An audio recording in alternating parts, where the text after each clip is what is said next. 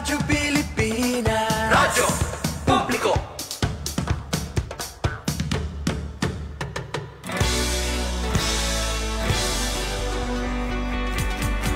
Mahalagang mga balita, napapanahong impormasyon.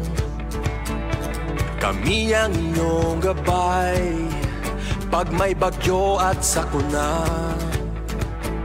Serbisyo ng gobyerno kapag may nangangailangan. Mga proyekto ng Pangulo, damang-dama ang pagmamahal niya. Tulay ng mga hinaing, ang problema ng bayan ating lulutasin. Tulay sa himpapawid, tulay ng pagbabago. Radyo Pilipinas, radyo publiko ng bagong Pilipinas. Radyo publiko, Radyo Pilipinas, radyo publiko ng bagong Pilipino. Mga proyekto ng Pangulo, damang-dama ang pagmamahal niya. Radyo Pilipinas, radyo publiko, ang boses ng Pangulo.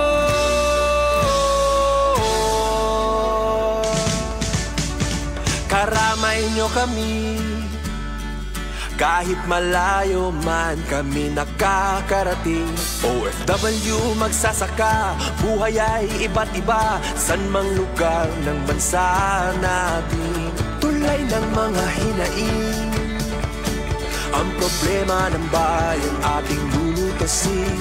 Tulay sa himpapawid, tulay ng pagbabago.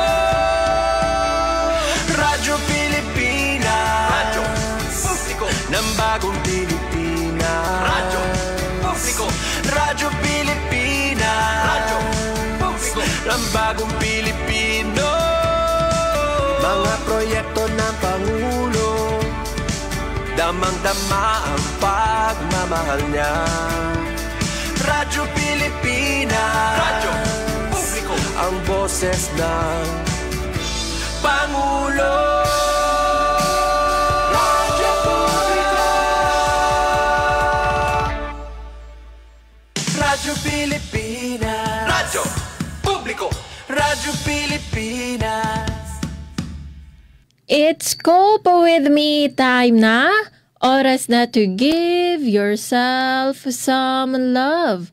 Huminga, mamalandong, ngan sudlo naton kalugaringon para makakope sa daily stress sa aton kinabuhi. Updiak niyo bumiyahe, ngan i-navigate an ups and downs san kada adlaw nga kinabuhi para makitaan kusog nga adila permi sa aton kalugaringon. Mao sa mga nag-break pala, o sa mga may ginpipinsar nga problema, o sa mga karuyag mamiling guidance o comfort, adi and cope with me para updan ka. Remember, waray problema nga dako, kung ato na ato bangon san ka isog, pagpaid, ngan kahibaro nga mayada mga tawo, nga dala permi na mamati, ngan mag-cope with you. Mao get ready to tune in, abrihian niyo kasing-kasing, nganupod kita lumayag pakadto sa self-discovery, personal growth, ngan resilience. Dinhila sa Cope with Me. Aton oras, 6 minutos sa naglabay sa alas 3. Hello, beautiful souls, and welcome back sa Cope with Me. I'm your on-air companion, Suzette Pretencio, kaupod niyo permi sa Journey Called Life. Ngan kaupod naton sa Master Control, sa Ramamonet Perito, si Joven Cardenas, ngan si Kuya Israel Gonzalez. Maupay nga kolop sa iyo nga tanan, maupay nga huibes sa nga tanan nga namamati sa aton nga na sa radyo, ngan mga namamati ug nagihiling nga na sa aton Facebook Live at Radyo Pilipinas Calbayo. Yes, once again, welcome sa aton programa. Ngan kadalilasan panahon andi nakita sa ika-4 sa Setyembre, grabe, matatapos na liwat, anini nga semana, ngan diri mag-iiha, talaga nga Pasko na Oo, so asya ko dito niya na ang panahon bagan kalak sila lumibot san aton kalibutan. Anyway, since Thursday na last episode naton sa daton programa, yan nga semana adi paghimuon naton, pagbuhaton naton ang aton mga cope with me habits.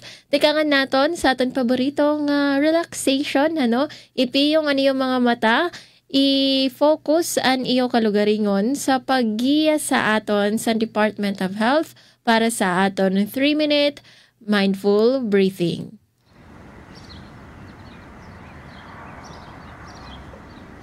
Humanap ng isang komportableng pwesto. Dahan-dahang ipikit ang iyong mga mata at ilapag ang iyong mga kamay sa iyong tuhod. Ituon ang iyong atensyon sa pagkakadikit ng iyong katawan sa kung saan ka man nakaupo o nakasandal. Pakiramdaman ang bigat ng iyong katawan sa iyong inuupuan. Siguruhing tuwid ang iyong likod at komportable ka. Huminga na malalim. Inhale.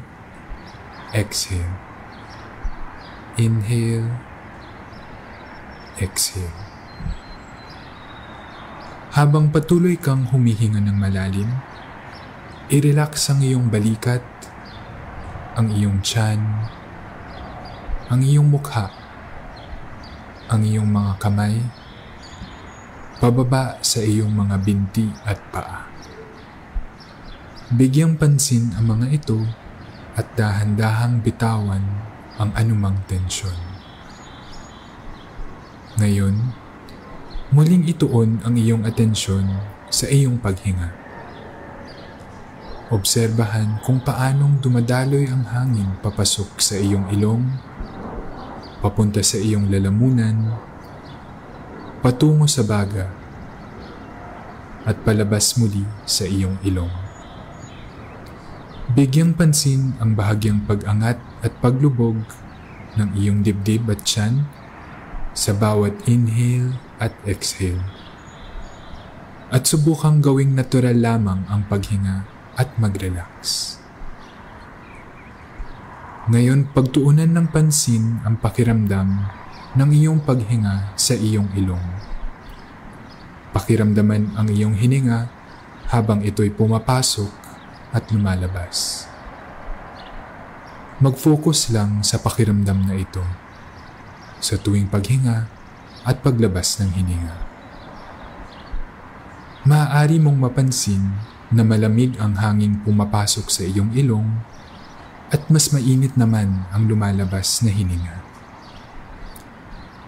Kapag napaisip sa ibang mga bagay o kung may mga bagay man na nakaka-distract sa iyo ngayon, bigyang pansin lang na ito'y mga naiisip mo lamang at bahagyang ibalik ang iyong atensyon sa iyong paghinga at huminga ng malalim at ilabas. Pansinin ang unti-unting paghinahon ng iyong katawan. Pagtuunan ng pansin ang iyong paghinga at payagang dumaan ang mga ibang laman ng iyong isipan at mga nararamdaman habang tuloy-tuloy ang paghinga. At kung ika'y handa na, ibalik ang iyong atensyon sa pagkakadikit ng iyong katawan sa iyong inuupuan o sinasandalan at dahan-dahang imulat ang iyong mga mata. Alright, asya to na to no 3-minute mindful breathing tikang sa Department of Health. Ngan saya na, aton naman sudlon na naton kalugaringon, kilalanon naton kalugaringon, tara mag-journal kita.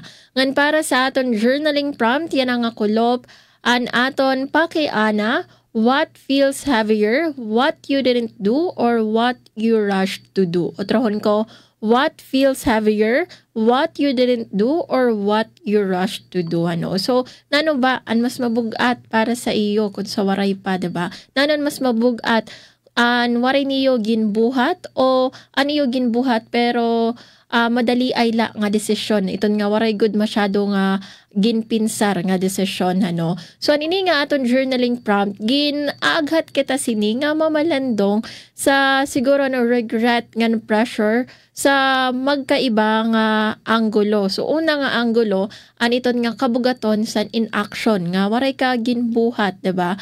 You didn't made a decision ano. Iton nga wala ka lagin buhat. So ini nga mga oportunidad siguro nga you might have missed ano because siguro sa kahadlok o moments of hesitation or fear ano o mga delays that held you back ano. Ngan ini nga mga butang, this often brings sometimes ano iton nga mga pamalandong sa what if ano iton mga what if or siguro dapat ginhimo ko adto ano or the what could have beens.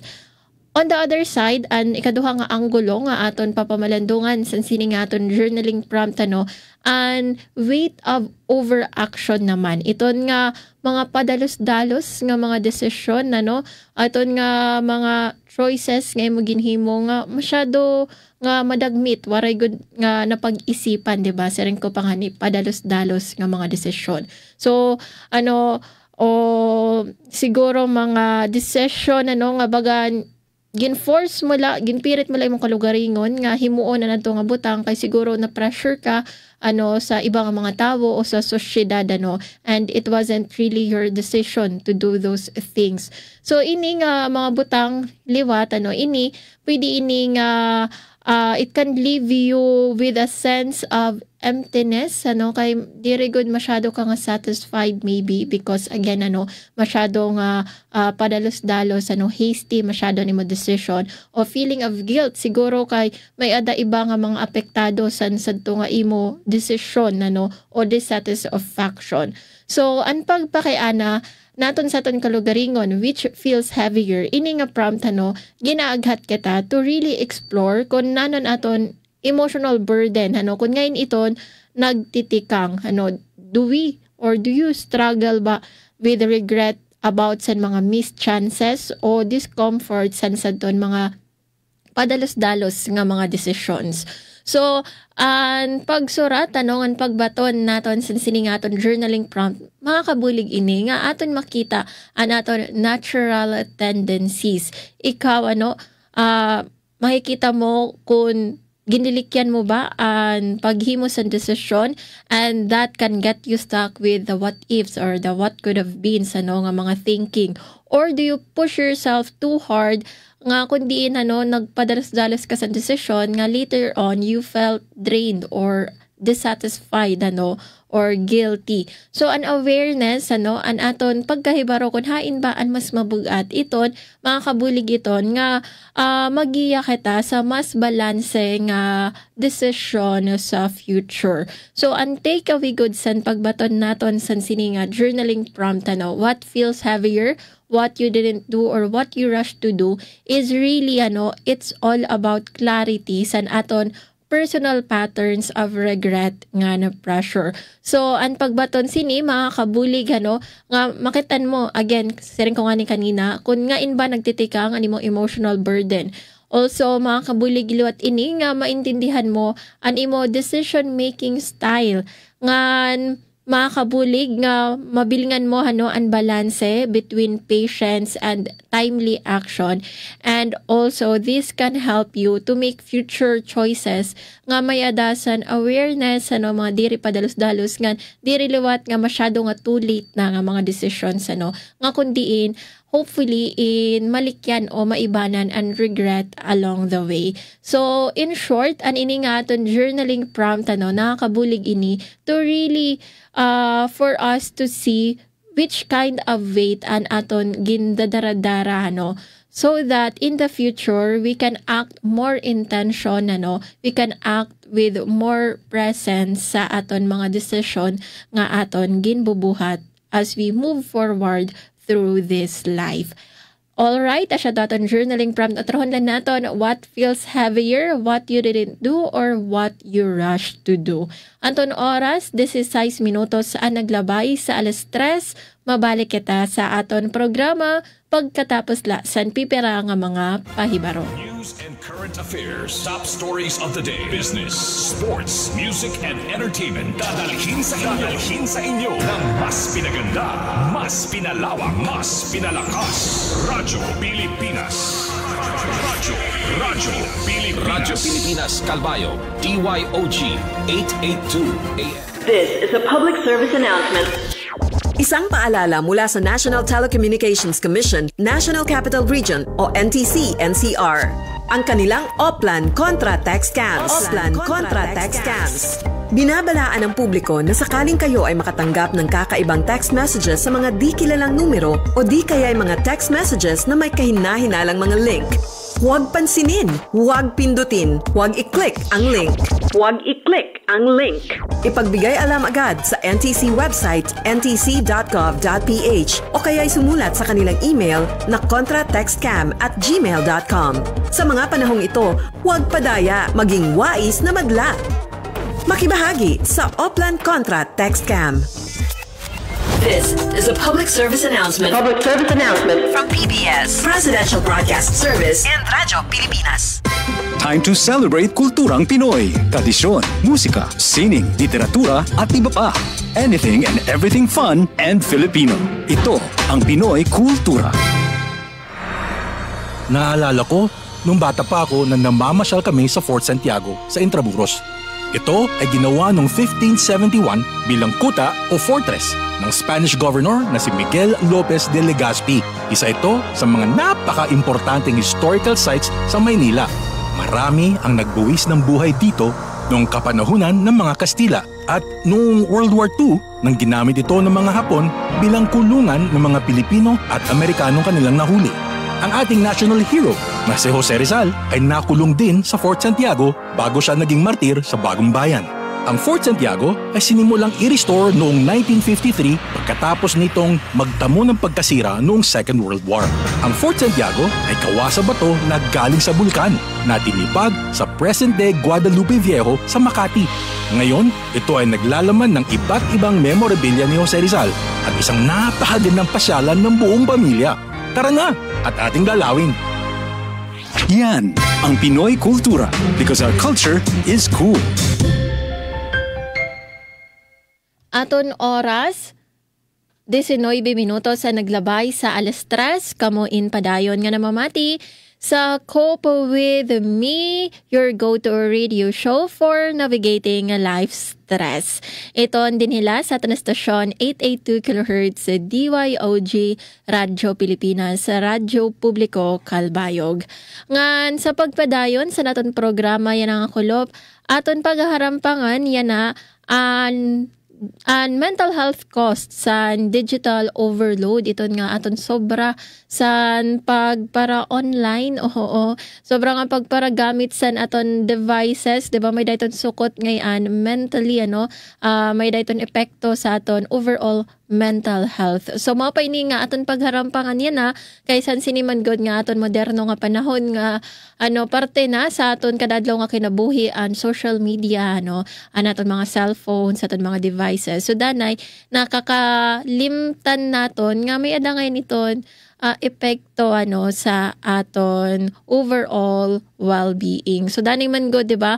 Diri naton napapansin nga nauubos na naton oras pag para scroll la. So ito nakaka-relate sa kay danay nga ni pag weekend mag-check ak sa akong cellphone sa TikTok kay damo to mga recipe siya ba ako gipapan-follow.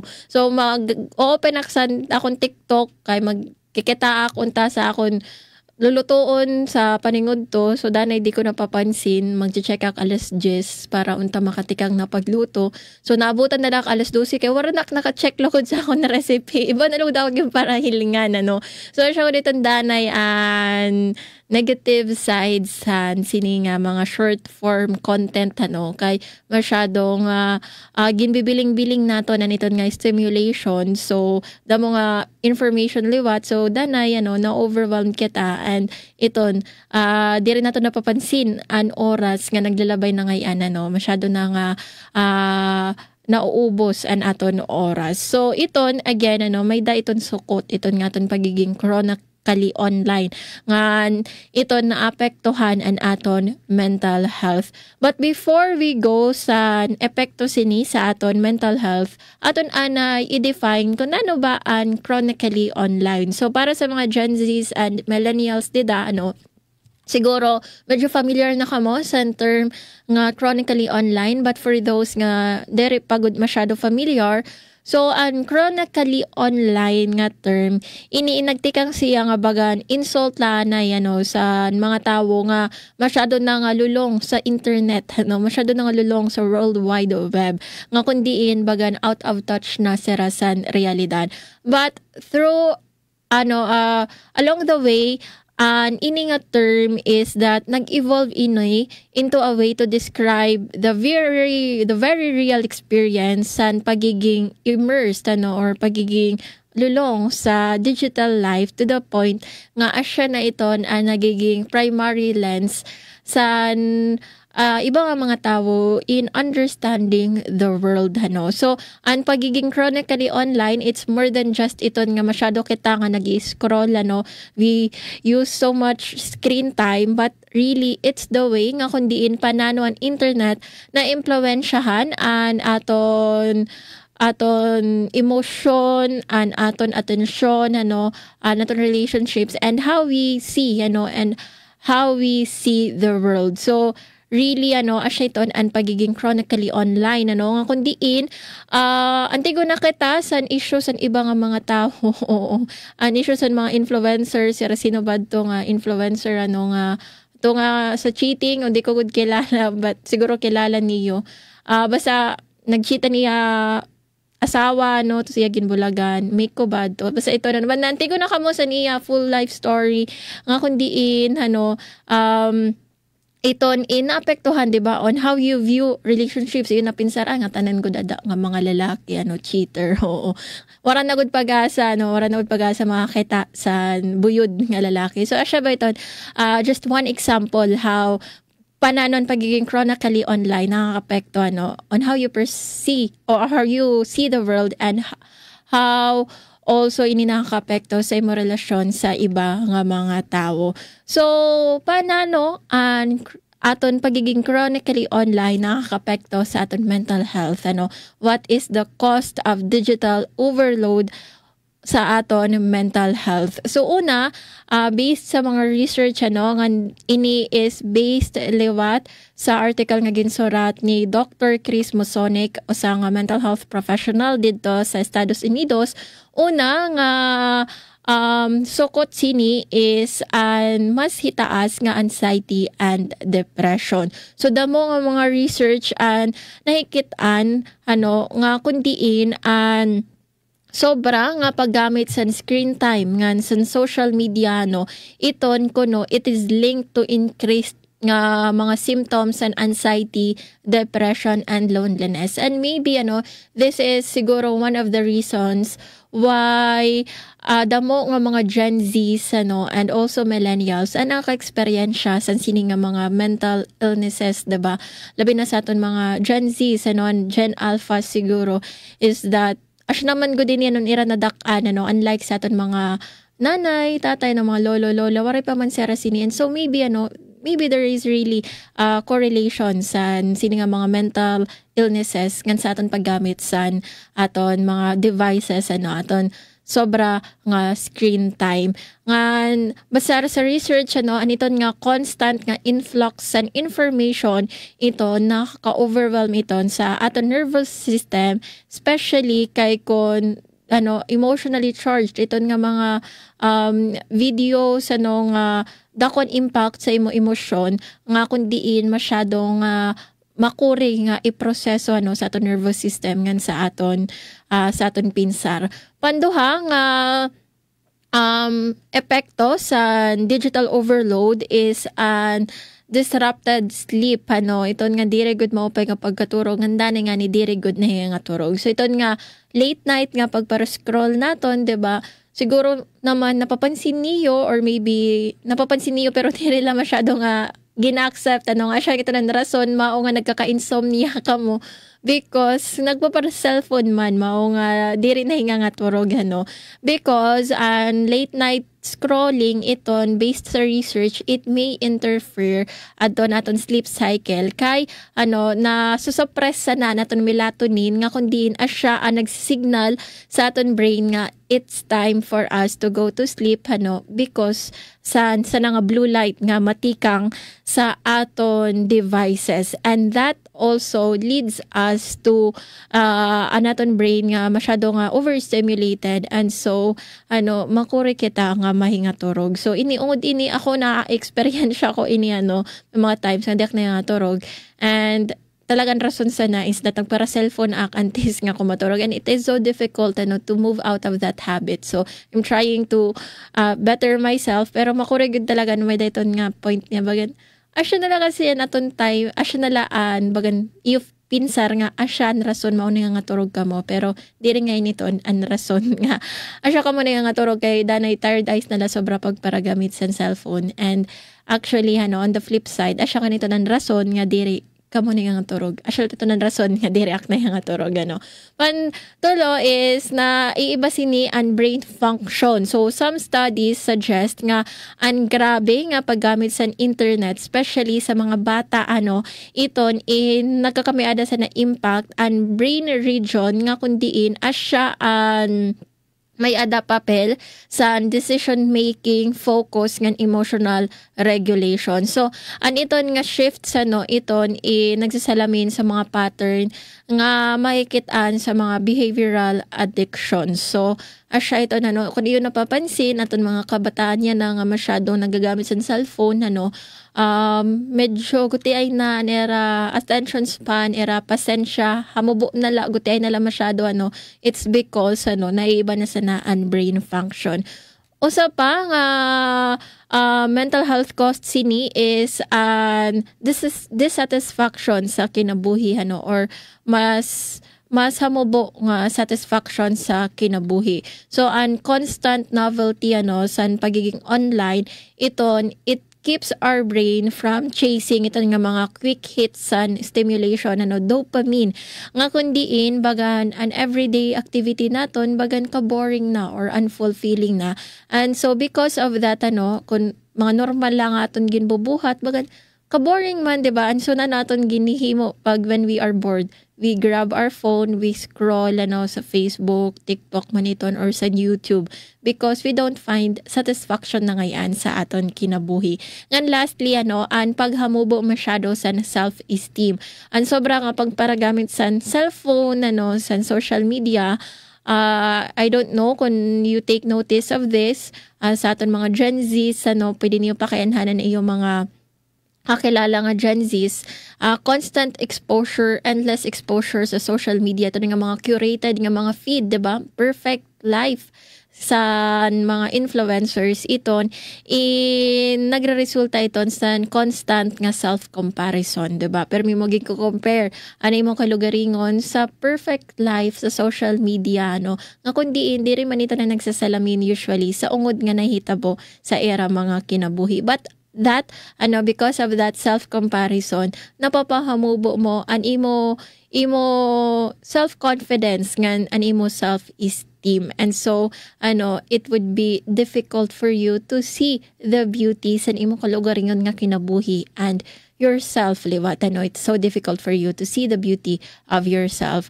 So asyad to an mental health costs and digital overload. Now, how do we cope with this? Nano baton pwede nga mahihimo? Una is to spin our goal to feel more positive. So instead nga pag-aim nga maging offline good ka mo, so kung makuri iton kay talaga makuri man good labi na ako nakasanayan, try thinking in terms of being more present or less reactive. So diri kung ganyan suggest nga i-cut off an connection sa virtual world kay of course bagan yan kinahanglan man nato niton kay asya na ito nato nagiging primary source of information, and of course we need to know what is happening liwat sa ibang mga kalibutan, sa kalibutan, the issues, nga ginre-raise sa aton sosyedad, para maging connected liwat kita sa panhitabo, diri kita masyado liwat nga maging out of touch sa mga issues nga ginatubang sa daton nasod nga san bugos nga kalibutan. So, I'm not suggesting to cut off all connection, but simply, pag-set san boundaries, pag-set, boundaries nga sustainable, nga suited sa imo lifestyle liwat, so try to start small, diba? So instead nga you use cellphone sigunta 5 hours a day, try 4 hours a day laanay, or 4 hours and 30 minutes laanay, 30 minutes nga cut off lani sa nimo screen time, and along the way maybe makakaya mo na nga 2 hours a day na laan paggamit sa cellphone. Panduha is i-audit mo feeds sa mga butang nga nakaka-inspire sa imo, o nakakahatag sa imo sa calmness. So instead nga constant nga guilt mo na-feel, constant dissatisfaction sa imo kinabuhi mo na-feel because you constantly compare yourself sa sini nga mga influencers, iba nga mga tawo. Kung na-feel na niyo ito why not unfollow that? Ako may mga gin-unfollow, nga kundi very inspirational God and era feed, but then realize ko nga yes, inspirational, pero diri inspirational na siya para sa ako kay masyado na nga nagko-compare why I didn't achieve all of this sa sini pala nga edad, and asya ito danay ibang epekto sa iyo sa iba nga mga content. So inspirational pero bangin sa iyo diri na nga yan siya inspirational. So try to create your feed again with what makes you feel inspired, truly inspired, and also nakakahatag sa iyo sa calmness. Pantulo is pwede niyo himuon nga inconvenient ang pag-access sa mga overused nga mga applications. So panano ini mahinabo, so for example, pero may ka mo nagagamit sa TikTok, so pwede kada paggamit TikTok i-log out, pwede sa ito, di ba? Kay bagan kabutlaw man, maglalagin ka na liwat, mag-i-input ka na liwat sa nimo username, sa nimo password, di ba? So damo siya nga step damo siya nga step sa paggamit pala sa TikTok. So pwede ito niyo himuon nga kundi butlaw man dire na la ka mo magagamit. Or pwede nga iyo tanggalan ito sa iyo home, sa iyo cellphone, di ba? May na home, bagay i-hide ba niyo para kinanglan pa ninyo i-search ito nga app antis ka mo makagamit, or kada paggamit pwede niyo yan install. So sige lang ka mo uninstall, install, nga kundiin I think makakabulig ito. So ako ito na akong ginihimo gina-uninstall ko, and then pag medyo okay na liwat install, pero pag masyado na lahat nagagrabe uninstall. So ano may love and hate relationship sa mga social media applications, And lastly is to reclaim your boredom. So kung bored na ka mo, instead of reaching for your phone, why not reach to something more tangible, diba? Siguro magbasa, or mag-exercise, o mag-drawing, o mag-basketball, o kung ano nga mga butang nga pwede niyo himuon instead of just using your phone. And lastly, pinaka-last na ko din of course, be patient sa imong kalugaringon. So sometimes, you will find sa ibang mga days nga makuri, i-suppress an iton nga need to scroll sa social media, and so just be patient sa imo kalugaringon and eventually ma-overcome niyo iton nga yung phone addiction, and hopefully you will really overcome this phone addiction kay medyo di rin na mo pa yan nagiging epekto sa aton. Aton oras, 25 minutos na lang nagpapabilin antes mag alas 4, mabalik kita sa aton programa pagkatapos lasan pipera nga mga pahinumdom. News and current affairs, top stories of the day, business, sports, music, and entertainment. Dadalhin sa inyo ng mas pinaganda, mas pinalawak, mas pinalakas. Radyo Pilipinas. Radyo Pilipinas Calbayo, DYOG 882 AM. This is a public service announcement. Ingatan ang sarili mula sa banta ng pertussis. Ang pertussis o whooping cough ay isang nakakahawang bacterial respiratory infection na dulot ng Bacterium Bordetella pertussis o Bordetella parapertussis. Ito ay may sintomas ng pag-ubo na may kasamang mababang lagnat at sipon na maaaring magtagal ng 1 hanggang 2 linggo. Madali itong naipapasa sa kahit kanino sa pamamagitan ng pag-ubo at pagbahing. Ang pertussis ay nagagamot ng antibiotics pero mas mainam pa rin na magpabakuna para ito ay maiwasan. Ayon sa Department of Health, inaasahan na darating ang mga karagdagang bakuna sa mga susunod na buwan. Gayunpaman, una nang protektahan ang sarili na huwag mahawa o makahawa ng pertussis sa pamamagitan ng pagpapanatili ng good personal hygiene o pagsusuot ng face mask. This is a public service announcement. From PBS, Presidential Broadcast Service and Radyo Pilipinas. Zero balance billing. Libre po. Ibig sabihin, ang serbisyo sa basic accommodation sa ating mga DOH na ospital, wala nang babayaran ang pasyente. Po, ang dami pong challenge, hindi po namin alam kung saan namin kukunin, ganon, nag-iisip kung paano namin mababayaran. Siyempre po, masayang-masaya, super saya po dahil na zero billing po kami. Opo, malaking malaking tulong po. Mabilis lang din po. Bayad na ang bill ninyo. Uulitin ko. Wala nang kailangan bayaran ng pasyente basta sa DOH Hospital dahil bayad na po ang bill ninyo. Naiyak ako kasi sobrang saya. Maraming salamat po, Mr. President Bongbong Marcos Jr. Hindi kami nagkamali ng taong ihinalal. Aton oras, 22 minutos na lang nagpapabilin antes mag-alas 4, kamuin padayon nga namamati sa Cope with Me dinhila sa aton estasyon 882 kHz DYOG Radyo Pilipinas sa Radyo Publiko Kalbayog. Ngan sa pagkaya mag-good vibes naman kita san pipera nga mga good news. Radyo Pilipinas, report.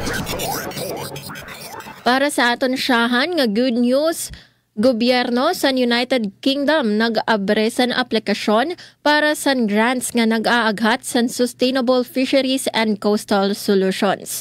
Nag-abre ang United Kingdom sa aplikasyon para sa multi-million peso nga grants para sa mga proyekto nga nakatutok sa sustainable fisheries nga nature-based coastal solutions. Sumala sa UK Embassy sa Manila, pwede nga mag-apply ang lokal nga mga organisasyon sa pondo nga maabot £500,000 pinaagi sa UK Climate and Ocean Adaptation and Sustainable Transition o Coast Facility Philippines. Ang aplikasyon abierto tikang Setyembre 1 tubtob 19. Prioridad sa mga proyekto ang pagpanalipod ngan pagbalik sa coastal ecosystems, pagparig-on sa small-scale fisheries, pagpadukwag sa sustainable aquaculture, paghatag bag-o nga coastal livelihoods, pagduso sa climate resilience, ngan pagduso sa inclusive governance. Pwede nga mag-apply ang NGOs, civil society, akademya, kooperatiba ngan social enterprises. Ang pondo nga makukuha kada proyekto in matikang £200,000 tubtob £500,000. Ini nga coast facility in usa nga bahin sa Blue Planet Fund sa United Kingdom. Dugang panaton nga maupay nga balita, Department of Education ginduduso ang direkta nga papel sa LGUs sa pagtindog sa mga eskwelahan. Sa pag-istorya ni Education Secretary Sonny Angara sa House Committee on Appropriations kakulop Miyerkules, iyagin pasamwak ang plano nga hatagan san kapabilidad ang mga lokal nga pangobyernuhan o local government units LGUs nga sira mismo ang magdumara san pagpatukod san classroom. Sumalakan ang Anggara ini nga polisiya magpapakusog sa pagpatuman san proyekto, makakalikay san pagkaatras, ngan makakagamit san lokal nga eksperyensya para mas madagmit nga makapagpatukod san eskwelahan. Samtang magpapabilin lagi hapon ang DepEd nga may otoridad sa standard designs ngan safety standards, samtang ang DPWH padayon nga maghihimo san proyekto sa mga lugar nga kinahanglan sa nasyonal nga pagpatuman. Ginaandam naman ang mekanismo sugad sa accreditation, technical nga bulig ngan co-financing para masuportahan ang kablas nga LGUs. Tikang sa niya paglingkod sa Hulyo 2024, nakakuha na si Anggara sa masobra 458 million pesos tikang sa pribado nga sektor nga nagresulta sa pagtukod sa 84 nga bag-o nga classroom ngan iba pa nga pasilidad. Dugang panaton nga maupay nga balita, Pag-ibig Fund nagpasundayag sa mga programa ngan kadaugan para sa mga miyembro. Ginpahayag ni Pag-ibig Fund CEO Marilyn Acosta nga padayon ang ahensya sa pag-ahatag sa serbisyo nga mapulsanon para sa mga Pilipino nga miyembro sa buhatan. Sa usa nga kapihan sa Manila Hotel sa Miyerkules o Kakulop, iya iginsumat ang naging kadaugan sa Pag-ibig sugad sa pinakadako nga performance sa siyam kabulan nga maumabot sa 1.14 trillion pesos ang asset ngan 33.32 billion pesos ang net income sa siyahan nga parte sa tuig 2025.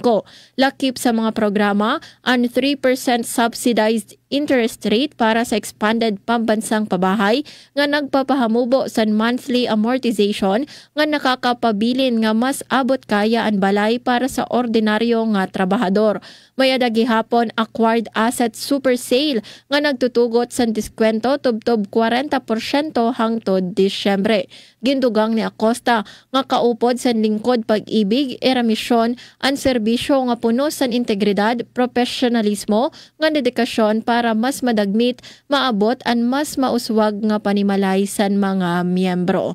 Samtang DSWD target nga mapahilawig sa 600,000 nga pamilya anadton sa ilarom sa walang gutom program. Ginpahayag ni DSWD Secretary Rex Gatchalian nga padayon ang pagpahilawig sa walang gutom program o WGP ngayon na may ada na 300,000 nga pamilya nga benepisyaryo. Target sa ahensya nga umabot ini sa 600,000 nga pamilya antes matapos ang tuig nga madudugangan pa sa 150,000 sa siyahan nga parte sa tuig 2026 agud makaabot sa 750,000 food poor families nga ginrecord sa PSA. Sumalakan Gatchalian, may ebidensya nga epektibo ang walang gutom program nga nagpapahamubo sa insidente sa gutom. So survey sa social weather stations sa Marso 2025 nakuha sa 7.2 percentage points ang kabugusan nga pagubos sa gutom sa mga benepisyaryo ngan pinakadako nga epekto ang hitabo sa Barm Plus cluster. Ang WGP nagahatag sa 3,000 pesos food credits kada bulan pinaagi sa EBT cards nga mahimo igamit sa sobra 1,000 accredited retail partners, lakip na ang 639 nga women-led enterprises. Samtang sa aton katapusan nga maupay nga balita, construction sa Ortigas Station sa Metro Manila Subway Project opisyal na nga gintikangan. Opisyal na nga ginlansar kakulop sa Pasig City ang pagtindog sa maihana nga ginaabangan nga Ortigas Station sa Metro Manila Subway Project. Kaupod sa inspeksyon si DOTR Acting Secretary Giovanni Lopez ngan Mayor Vico Soto subay sa mando nga palaksion ang konstruksyon sa nasabing nga proyekto. Sumalakan Lopez dako ang mahibubulig sa sining nga estasyon labi na sa mga nagtatrabaho sa Business District San Ortigas. Target nga matapos ini sa sulod sa 3 ka tuig ngan mag-ooperate sa 2 pa ka tuig matapos ang konstruksyon. Ginpasalamatan naman ni Soto ang suporta sa DOTR ngan iba pa nga ahensya ngan iya ginsiguro nga andam ang Pasig LGU sa pagbulig basi magin manilampuson ang proyekto. Asyado ang kabagusan sa naton mga nahibilingan, mga nahikay nga good news, yan ang akulop San Huibes. Aton oras, 15 minutos na laan nagpapabilin antes mag alas 4, mabalik kita sa aton programa pagkatapos la san pipira nga mga pahibaro. News and current affairs, top stories of the day, business, sports, music, and entertainment. Dadalhin sa inyo ng mas pinaganda, mas pinalawak, mas pinalakas. Radyo Pilipinas. Radyo Pilipinas Calbayog, DYOG 882 AM. Garantisadong solusyon at aksyon ang handog sa iyo ng bagong Pilipinas Presidential Action Center. Sundin lang ang mga sumusunod para makakuha ng appointment. Para sa wala pang eGov.ph app account, panoorin ang video para malaman kung paano gumawa ng account. Kung meron ng account sa eGov.ph app, mag-login dito. Saka hanapin ang online registration tab para sa bagong Pilipinas Presidential Action Center. Pindutin ito para makita ang available na government services. Piliin ang serbisyo na iyong kailangan mula sa listahan. I-upload ang requirements ng serbisyong kailangan mo. Pumili ng petsa at oras kung kailan nais pumunta sa bagong Pilipinas Presidential Action Center. I-submit ka ang iyong application at bigyan ng pagkakataon na ma-review ang iyong isinumiting requirements. Hintayin ang QR code para sa kumpirmasyon ng iyong schedule.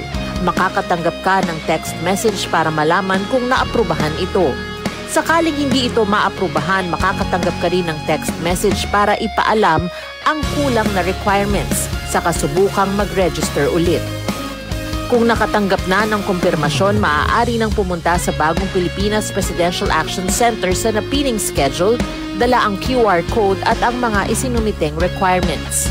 Huwag kalimutang dumating sa itinakdang araw at oras ng iyong appointment. Pinapaalala rin na siguruhing may kumpirmadong schedule bago pumunta sa bagong Pilipinas Presidential Action Center para maiwasang magpabalik-balik. Simple at user-friendly ang pagpapa-appointment dito, kaya wag nang mangamba dahil sa bagong Pilipinas Presidential Action Center, tulong ay abot kamay na. Aton oras, 48 minutos sa naglabay sa alas 3, kamo in padayon nga namamati sa Cope With Me, denhela sa aton estasyon 882 kHz DYOG Radyo Pilipinas, Radyo Publiko Calbayog. Nga na di pamatian ani naton ang Christmas song titulo Saad nga Regalo by Mike Ayong.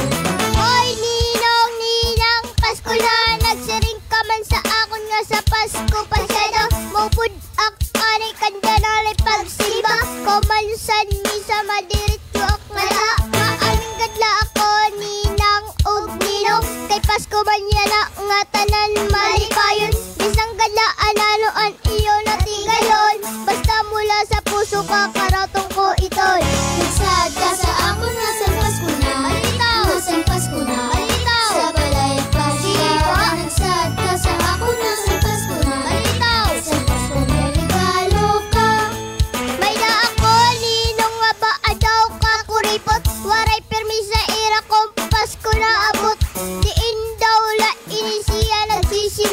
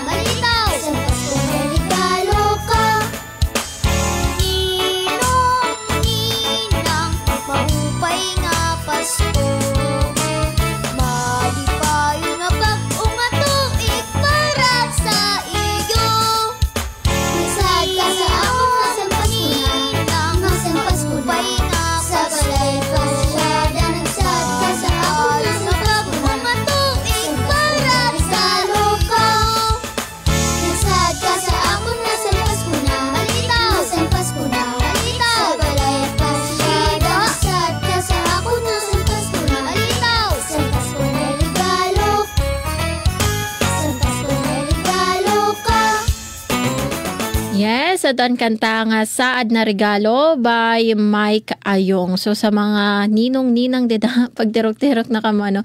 Tikang na pag-add to cart, samtang mga barato paan para liton, diri pa naghihitaas ang presyo, ano. Anyway, adiyan natin mga pagpahinomdom sa mga activity nga pagdudumaraon, ano, sa naton syudad, mahitungod sa aton Hadang Festival, o sa aton piyesta dide sa aton syudad San Calbayog. So niyan nga alas 7 sa gabi sa Calbayog City Sports Center, pagkukoronahan na ang Miss Hadang Festival Queen 2025. Yes, ano, niyan na ang coronation night. Magabang kita kung sino ba ang magiging bagong Miss Hadang Festival Queen.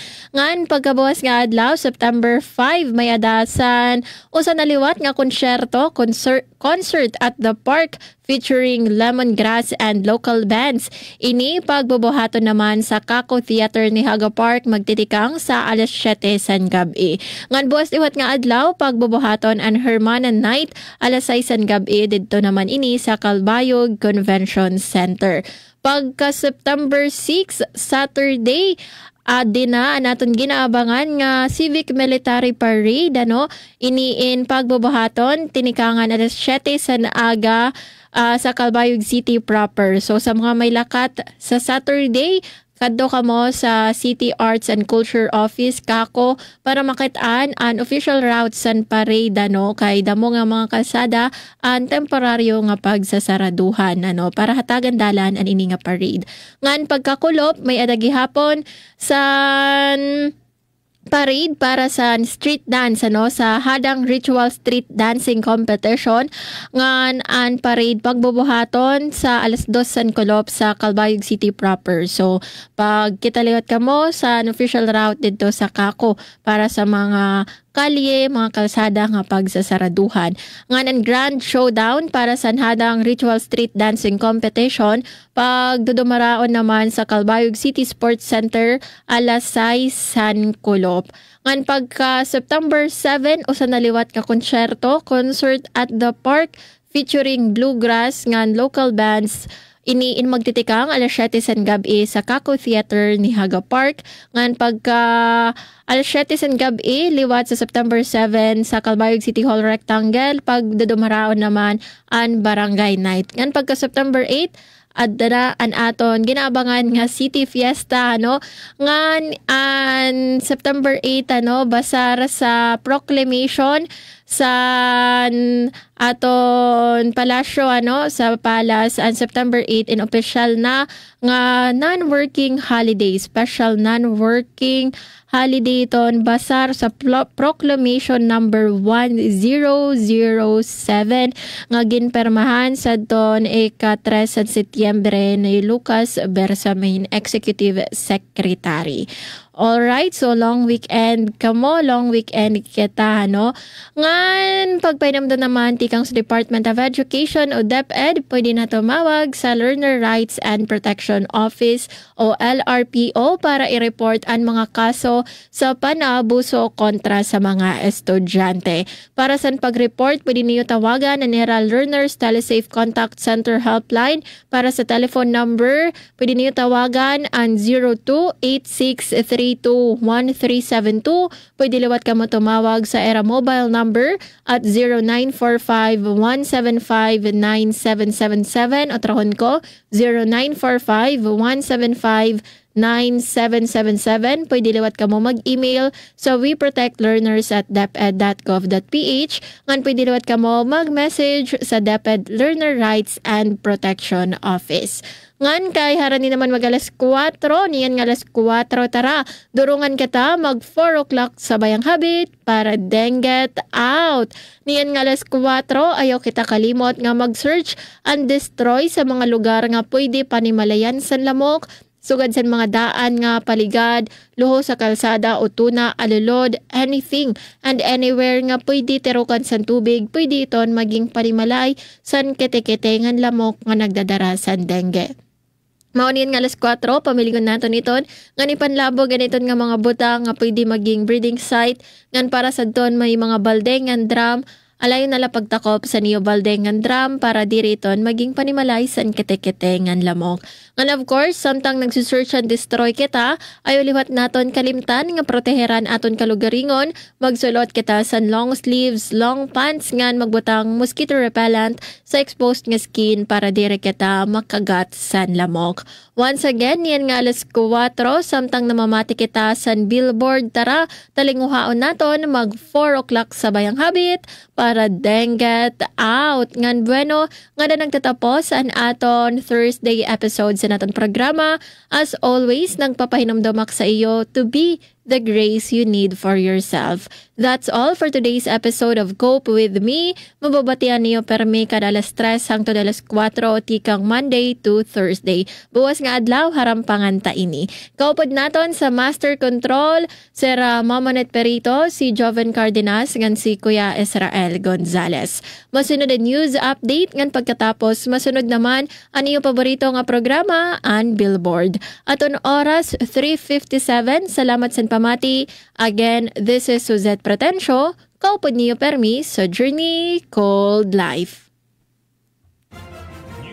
Current affairs, top stories of the day, business, sports, music, and entertainment. Dadalhin sa inyo ng mas pinaganda, mas pinalawak, mas pinalakas. Radyo Pilipinas.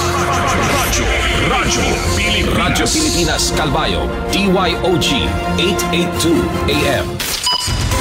Mula sa pinakamalawak na newsroom sa buong Pilipinas, ito ang Radyo Pilipinas News Update.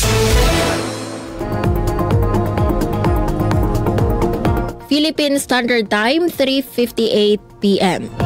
Maupay nga kulob sa iyong tanan, asyay niyan mga balita yan na nga oras.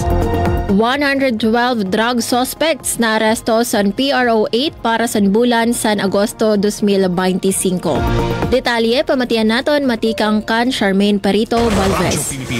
Radyo Pilipinas Report. Naging manilampuson ang Police Regional Office 8 sa kampanya kontra ilegal nga droga para sa bulan Agosto 2025.